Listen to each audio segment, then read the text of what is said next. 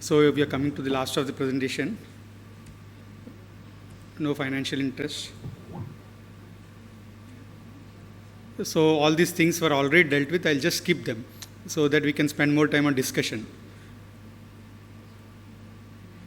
Main thing as the critical steps are very important because whatever said and done, prevention is always better than cure. So the IOL initially, even if it rotates or not rotates, we should always try to see that it's in position at the end of the surgery. This is like a continuation for our toric IOLs. So reference marking is also very important because that is the initial step where we have to be very careful.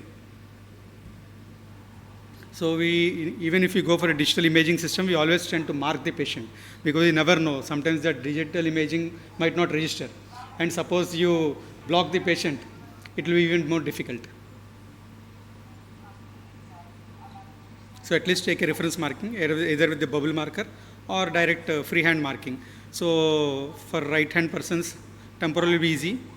Nasal marking might be difficult. You have to reassess that again because sometimes it might not be exactly at that point. Once, if you use a speculum, always remove the speculum, reassess your markings. And on the slit lamp, if you mark it, again reassess when the patient is sitting in normal position. So we have a lot of toric options, just a few videos that is in mid-dilated pupil.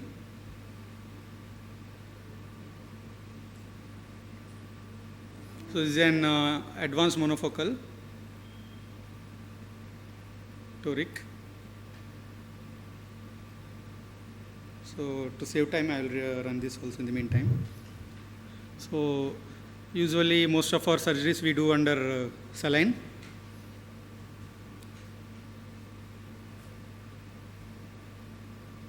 So this is another lens. To increase the rotational stability, they have ridges on that haptics. But this lens, the problem is like inserting into the bag, we had a little bit like hard time to insert. So we had to slowly, gently, with lot of force, insert it into the bag. So these ridges theoretically help in increasing the rotation stability. But we have to be a little bit careful with these lenses. So other options are newer lenses are coming which have frosted haptics.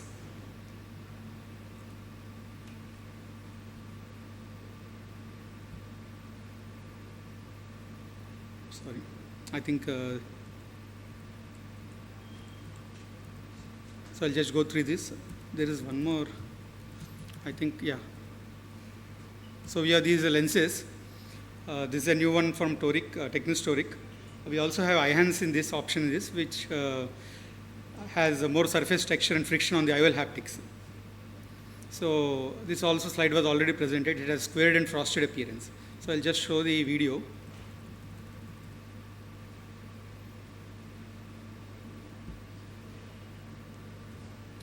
Now all the latest IHANS torics, they are coming as a preloaded versions. So we have to use both hands. We have to rotate with the other hand. That is why we have to inject this under visco. One way it is safer. Always it's safe for the patient. And injection will also be easier. So there is one which has come with one also. This is a screw injector. yes, this is coming. Now there's one with the Yeah, no, is it coming with a direct? They didn't give. We are using, yes. IHANS with a direct press injector. No, they don't have that option. Only screw type they have.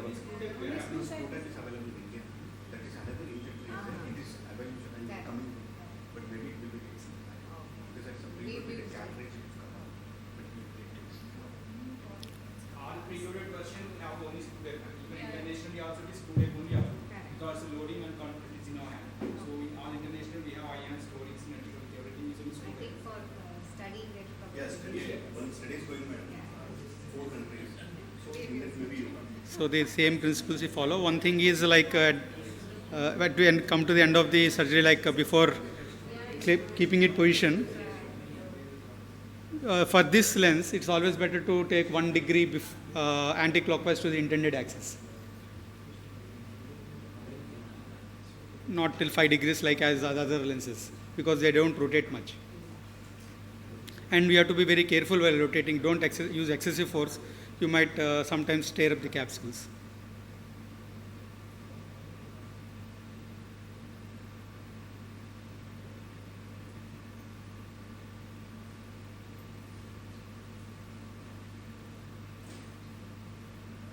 Right.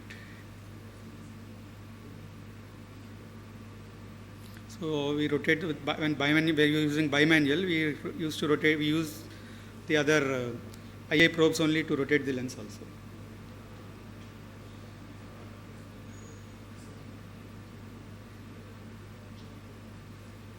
Sometimes even with the digital imaging, the marks sometimes don't correspond with our actual reference marks. That might be because when the image was taken, the patient might have rotated.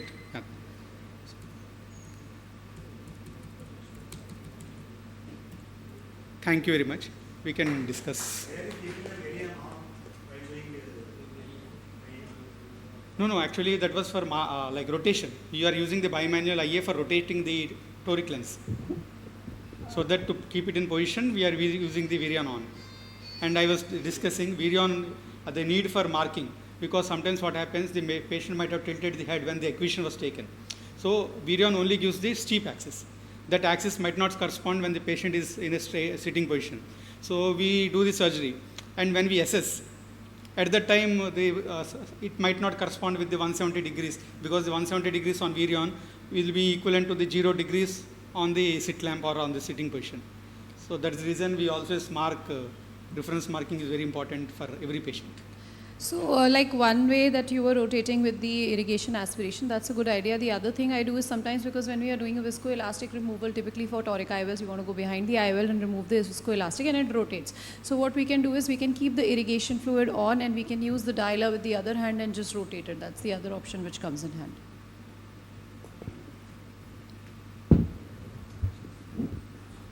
That comment you made about Varion, the Varion doesn't take only the steep axis, it looks at the perilimbal blood vessels. No, all those things, but let me complete, please. It looks at the perilimbal vessels, it looks at the iris pattern. Yes. So whatever position you've taken the photograph at the acquisition module in the OPD, the axis will be aligned to that image, not to the vertical or the horizontal axis. I agree. So I have been using Varion since 2017 now, and my acquisition rate is probably 99.9%. Good. And the only cases which I can count on my fingers, like maybe 4 or 5 cases in so many years, the only reason why a digital marking system like Varion or Callisto will not pick up registration is if the palpebral aperture is very small, in which case you do a manual marking on the screen like you do on the OCT for registration. An option for manual marking. What you told is all right.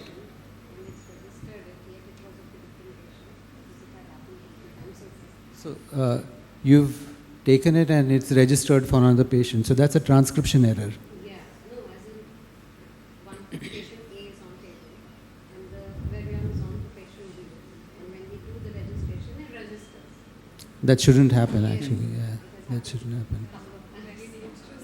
So actually we have a list of checks to do that. But that's surprising, yeah. That's surprising. What you told is right, but what happens is in Virion, they will give the steep axis. Whatever steep axis is written. Steep axis you enter, you can change it. For example, the Varion picks up a steep axis. Yeah. It will predict. No, I'm telling what the Virion predicts the steep axis where the IOL has to be placed. That is entered. So we will mark that. Suppose some other consultant sees this is not at 170 degrees because he will be seeing on slit lamp and comparing with the slit beam. So then reassessment. I am talking about the first post-op visit when the patient comes. They will see it is supposed to be at 170 degrees, but here it is at 0 degrees. Yeah. So what I can potentially understand that potentially what's happening here is that your OPD acquisition is not, you're not putting in the figures from the Varion OPD module. You're using probably a different biometer readings into the Varion. You're feeding that into the Varion and using those axis. No, sir, he's No, no, no. trying to say that the Varian has asked him to implant a lens at 170. He's implanted at 170, and when postoperatively somebody else is seen, the lens isn't at 170. They say it's at 0 degrees. So it must be a malalignment. yeah. The patient may not have sat. That's what the is patient may have happening. rotated his head by. So when the equation was taken, it was not taken at the patient in this, like in the direct position. Yeah. It's like you are compressing your A scan millimeter. Hmm. So it's garbage in, you get that. You have to make sure that. So usually we tend to take 2-3 readings, 2-3 machines, all these things to improve our predictability.